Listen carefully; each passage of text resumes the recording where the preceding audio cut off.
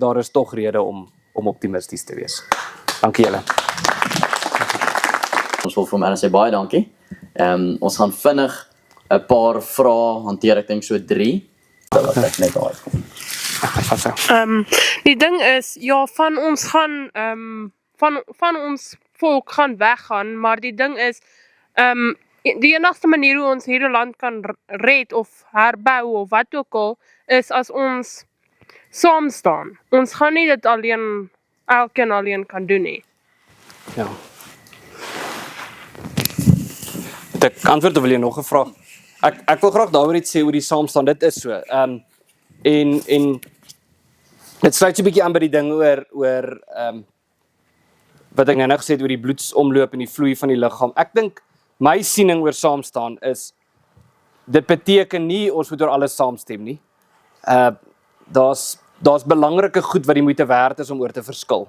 En of dit nou iets is soos hoe moet jy aantrek as jy kerk toe gaan, en of dit nou iets is soos wat beteken dit om 'n Afrikaner te wees, dis goed vir ons as ons nie altyd daaroor saamstem nie, want die feit dat ons nie saamstem nie beteken ons voer gesprekke daaroor en ons dink daaroor.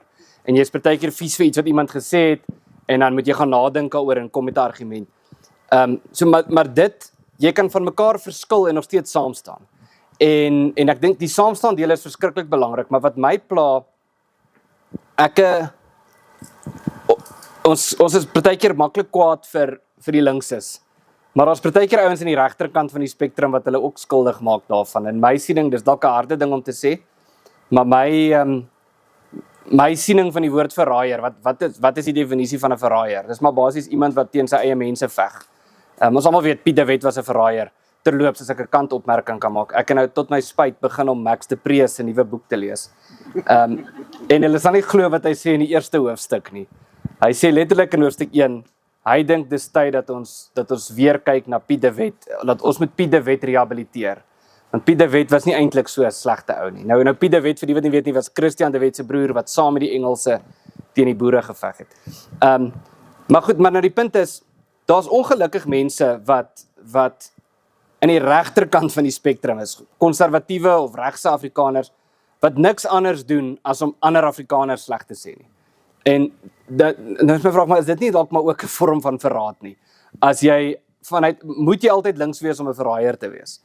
En ek dink wat ons ten minste kan doen, daar's baie organisasies. My siening is, ek dink is goed dat daar baie organisasies is, want as daar net een organisasie is, dan gaan almal lou warm wees vir daai organisasie, want dit gaan 'n soort skikkingsorganisasie wees en hy gaan net so wees dat almal negatief genoeg of positief genoeg is.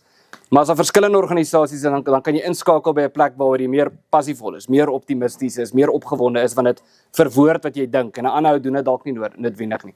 Daar's baie organisasies daar buite wat goeie werk doen.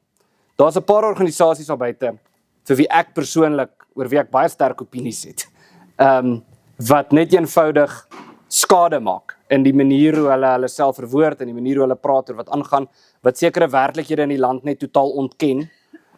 Wat sê, nou op om te oordryf oor die plaasmoorde, sulke soort goed.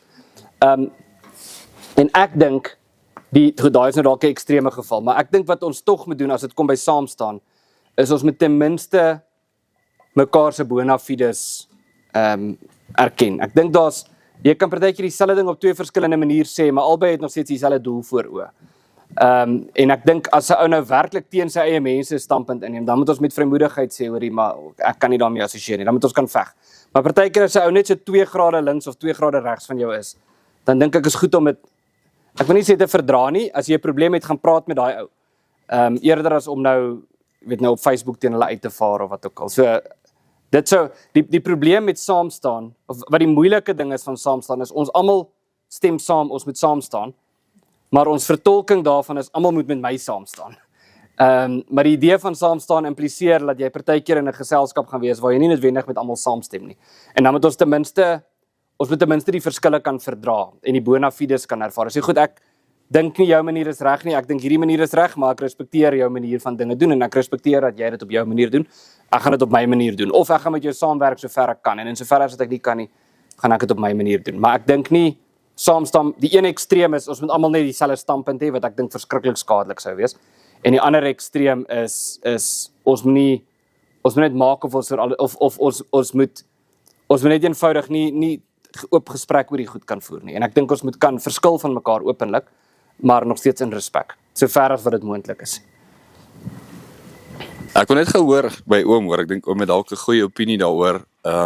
Is dit enigstens, ek dink ons het baie jong mense hier wat bietjie, ons het nie regtig 'n verwysingsraamwerk vir dit nie. Is dit enigstens sinvol vir jong mense om te dink om die politieke speelveld te betree? Is daar 'n veld om te wen? Is daar sin daaraan, of is dit liewers beter vir jou of meer sinvol vir jou om op jou eie aan te gaan of in 'n ander onafhanklike organisasie deel te neem? So, my siening daaroor is, eerstens, dit klink nou dalk soos 'n maklike antwoord, maar ek dink is die regte antwoord. Natuurlik begin dit by die familie. En ek kan net sê, en dit het ek is by AFKB betrokke, wat jeugdinamiek is dit is die nuwe naam van die organisasie. En ek moet sê, en ons het nou dieselfde gesprek gehad oor die CVO skole. Die voordeel wat 'n kind daaruit kry om in 'n huis te wees waar daar gepraat word oor idees en oor geskiedenis is ongelooflik. Ek was in 'n staatskool, ek is baie patrioties oor my skool. Ek was daar in Merensky in Zenien. En ek het ongelooflike goeie vriende daar gehad. Ek het vriende gehad wat soos die huis waaruit ek kom, en ek dink ek's baie bevoorreg, as ek die woord privilege, die Afrikaanse woord vir privilege kan gebruik, om uit 'n huis te kom waar ons in die aande as ons eet, het ons gepraat oor geskiedenisgoed en ons het gepraat oor vraagstukke en sulke soort goed. En ek het ander vriende gehad wat ook uit sulke huise uitgekom het, en dan het ek vriende gehad wat net nie gepraat het by die huis nie. Of hulle het net by die huis gepraat oor waar wil hulle gaan vakansie hou of wat ook al. En ek dink dis die beste moontlike voordeel. Ek kom nou so met 'n draai om jou vraag te antwoord. Maar wat ek dink wat 'n mens vir 'n jong mens kan gee is om net natuurlike gesprekke met die kind te voer oor vraagstukke, en die beginpunt is natuurlik die Bybel, oor temas wat in die Bybel na vore kom. En dan te praat oor, maar wat beteken dit vir ons vandag? En ek onthou, ons het so 'n paar jaar by my oupa op die plaas gebly, en ek onthou as dit na ete, dan ons nou gaan sit in die sitkamer, en dan my oupa nou partykeer net gesels, want hy het nou hierdie ding gelees wat Paulus gesê het, maar hy wonder nou wat beteken dit, en dan het hy sommer sy gedagtes met ons geruil, en ek sê dit nou maar vir myself, maar dit geld vir almal van ons wat hier sit. Ek kan net besien hoe dit my as mens bevoordeel het. En so dit is die begin. Ek dink maar die tweede vraag is nou goed, nou wat doen jy nou? En die vraag is nou oor politiek. Dit hang af natuurlik hoe mens politiek definieer. Ek is persoonlik baie naby aan anti-politiek.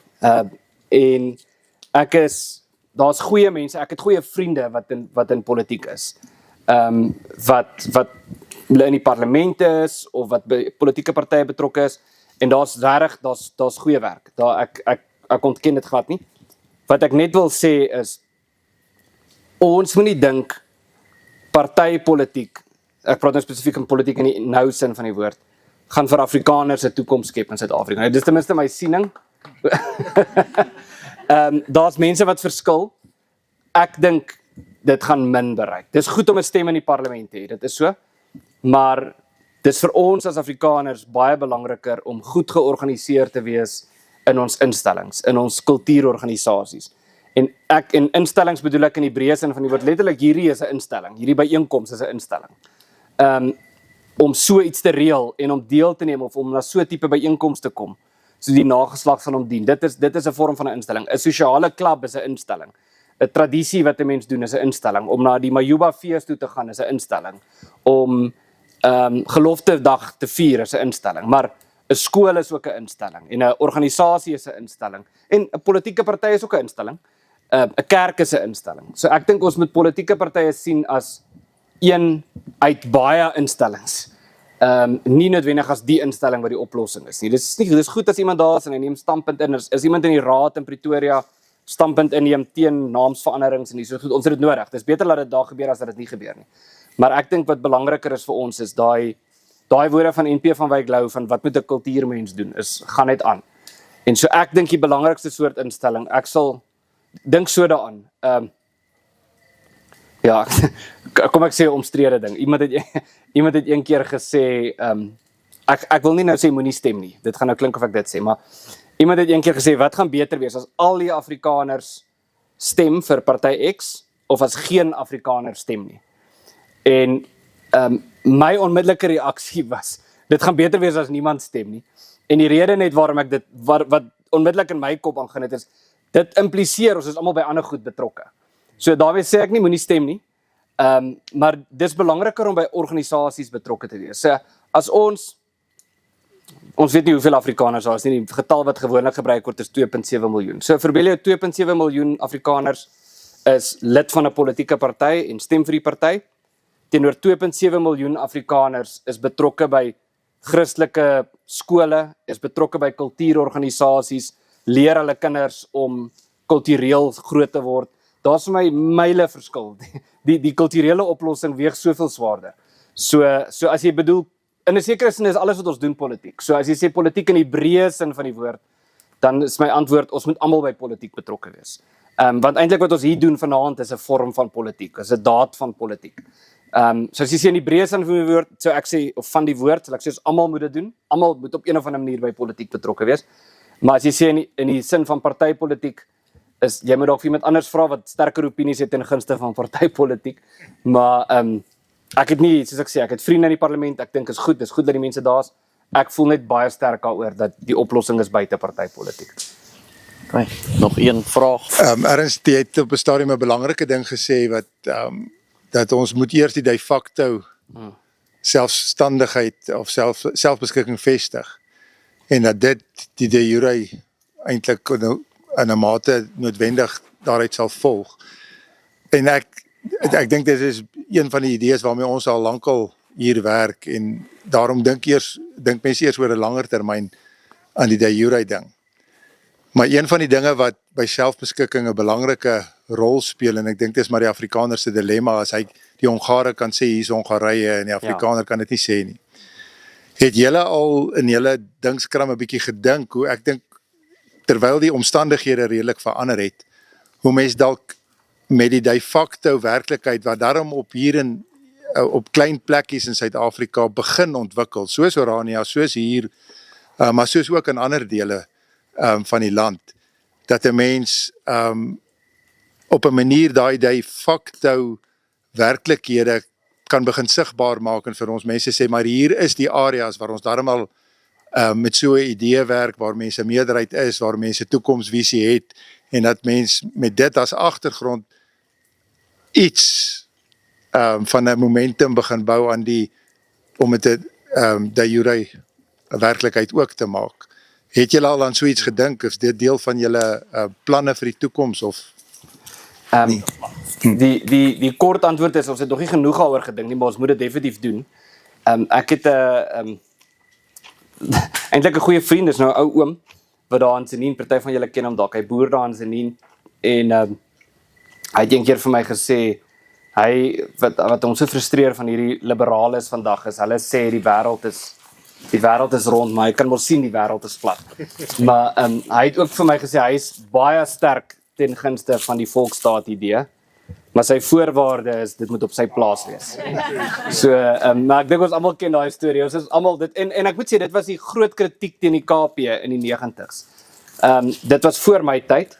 My ouma was verskriklik in daai politiek in, nie betrokke nie, maar sy het dit gevolg. Sy het al daai debatte opgeneem. Ons het hierdie ou kassette, was so 'n hele kas vol van al die debatte en ek het dit ontdek toe ek nou 'n student was en ek het daai goed almal deurgekyk.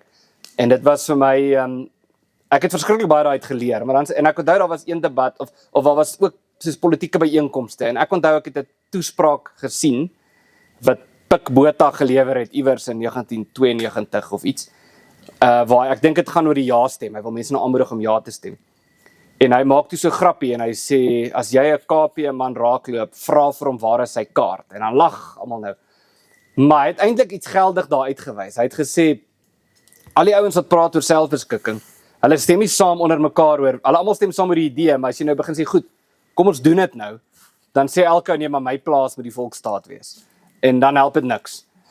So mens moet kyk waar is daar vordering en waar word iets gedoen en ek dink die punt net daar is as ons regtig as Afrikaners ernstig is oor selfbeskikking in 'n meer eksterne vorm, bedoelende dat ons iets het wat meer lyk soos 'n staat en meer lyk soos 'n regering, beteken dit nie net eenvoudig meeste van ons gaan moet trek. Ons gaan moet trek na 'n plek toe waar mense dit kan laat gebeur. Nou om mense te kry om daai sprong te maak van die oplossing is jy moet trek, is nie altyd so maklik nie, want ons uitdaging is daar's ekonomiese trekkragte. So dis ekonomies goed vir jou om in Kaapstad te bly of in Pretoria te bly. Of is makliker as om in Morgenson te bly, argumentsontalwe. Of in Kleinfontein. Kleinfontein is al 'n bietjie anders want dit is nader aan Pretoria. Maar die punt is ons gaan moet oor daai goed praat. Ek dink Kultuurdorp. So die punt is ons moet oor dit praat. Ons moet meer uitgesproke wees daaroor. En ons gaan moet beweeg. Ek dink wat ons moet doen, en dit is nou 'n gesprek wat ek die week gehad het. Dit is nou maar my strukturele manier om dit vir myself uit te maak is. Iemand het vir my gesê die week. Iemand het vir my raad gegee wat ek het 'n gesprek gehad met iemand in Washington oor hierdie kruise ding wat ons moet doen. Toe sê hy vir my, as hy nou vir my raad kan gee wat ons moet regkry in Amerika, is dat jong groepe, so jong Amerikaners moet meer uitgesproke wees oor Afrikaner vryheid. En ek dink ek moet sê ons organisasie is in 'n posisie dink ek om 'n rol te kan speel want ons ken klomp van daai mense. Maar as die ou toe self om so 'n bietjie verlustig is as ons dit kan regkry dat ons skielik 'n klomp jong konservatiewe Amerikaners, New York doen dit nou. Daar's 'n klomp in New York wat dit sê, maar as ons dit kan regkry dat hulle in Chicago dit ook begin sê en in Texas en in Florida en waar ook al. Gaan mense so 'n bietjie die establishment skud. En dit het my toe nou ek het 'n gesprek gehad, ekskuus, ek kom nou so met 'n draai en dan gaan ek na die punt maak met 'n vriend van my, 'n bietjie die idee geklank word en hy sê toe vir my ja, dis goed, maar wat help dit om net populêre steun te hê as jy nie intellektuele steun het nie. Bedoelende is die antwoord nie ons moet meer mense kry om navorsing te doen oor hoe lyk vryheid vir Afrikaners nie. Hoe lyk dit fisies? Wat moet ons nou doen? Waarheen moet ons trek? Waar moet ons goed gaan bou? En my gevolgtrekking uit daai gesprek uit is ek sien dit as 'n tabel met 2 rye en 2 kolomme. As ek nou bord gehad het, sou ek dit geteken het, maar dis darem 'n maklik een. So, dink aan 'n tabel met 2 rye en 2 kolomme. Ry 1 is populêre steun en ry 2 is intellektuele steun of intellektuele ondersteuning. So populêre steun is mense wat sê ja, dis 'n goeie idee en intellektuele steun is navorsing en dokumente en die soort goed. En dan die eerste kolom kan mens beskryf as korttermyn of ek sal die woord mikro gebruik, mikropolitiek en die tweede een is makro of langtermyn. En 'n voorbeeld van korttermyn is iets soos plaasmoorde moet 'n prioriteitsmisdaad wees. Amerikaanse maatskappye moet vrygestel word van BEE, Amerikaanse maatskappye in Suid-Afrika, of maatskappye wat nie BEE toepas nie, of BEE moet afgeskaf word, of onteiening sonder vergoeding dit, of nasionale gesondheidsversekering dit. So dis om te reageer op die bestaande werklikheid. Maar dis korttermyn goed. Dit gaan ons nie vrymaak nie. Dis nodig, maar die langtermyn goed is hoe lyk selfbeskikking? En ek dink wat ons moet doen, dis nou my teoretiese manier om dit vir myself uit te lê, is ons moet al 4 daai boksies tik. Ons moet populêre steun hê vir korttermyn oplossings, maar ons met ander woorde populêre steun dat Starlink moet besigheid kan doen in Suid-Afrika. Maar ons moet ook populêre steun hê vir die idee dat ons onsself moet regeer. En dan moet ons op 'n intellektuele vlak steun hê. Daar moet ouens wees wat navorsing skryf en sê hier is die voordele van wat sal gebeur as hier soveel werksgeleenthede geskep sal word. Ek noem nou maar Starlink as 'n voorbeeld want dis nou omstrede. As Starlink hier kan besigheid doen. Maar dan moet daar ook goed wees. Daar was nou 'n think tank in Washington. Ek weet nie of julle gesien het nie wat 'n ding uitgereik het wat gesê die oplossing vir Suid-Afrika is eenvoudig. Die Afrikaners moet 'n volksstaat hê. Hulle het letterlik die woord volksstaat gebruik. Maar dis nou intellektuele steun. En ek dink die punt is ons moet al 4 daai boksies tik en dan moet ons dit goed aan mekaar verbind. Nou dis maklik om dit op 'n bord te teken en te sê hier is die oplossing. Maar ek dink ons moet dit uitvoer. En ek dink tog as mense wat op elkeen van daai goed werk. En ek dink as ons net dis vir my 'n goeie manier om te dink aan wat ons moet doen. En ek dink as ons al 4 daai goed doen, kan ek nie sien. Eintlik as ons dit reg kry om al 4 daai boksies te tik, dan wen ons. dis amper so eenvoudig soos dit. So die vraag is nie weet ons wat om te doen nie. Die vraag is gaan ons dit doen en kan ons dit doen? Zaak.